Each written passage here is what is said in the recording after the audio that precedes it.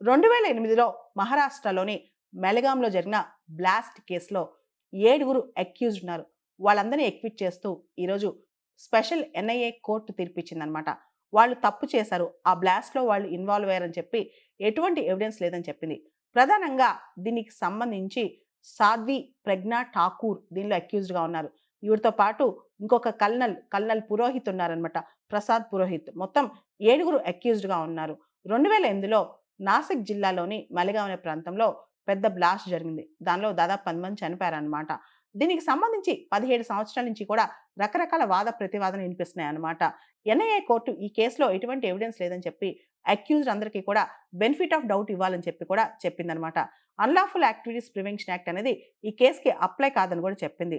మొత్తం ఈ కేసులో మోటార్ బైక్ బ్లాస్ట్ ఏదైతే జరిగిందో ఆ బైక్ ప్రజ్ఞా ఠాకూర్‌ది అని చెప్పి ఎక్కడ ఎవిడెన్స్ లేదని, ఆ ఇన్సిడెంట్ జరక్క 2 సంవత్సరాల ముందే ఆమె సన్యాసం పుచ్చుకుందని చెప్పి, ఆవిడ మెటీరియల్ పొజిషన్స్ ఏమి ఆమె దగ్గర లేవని చెప్పి కూడా కోర్టు ఈ కేసులో చెప్పిందనమాట.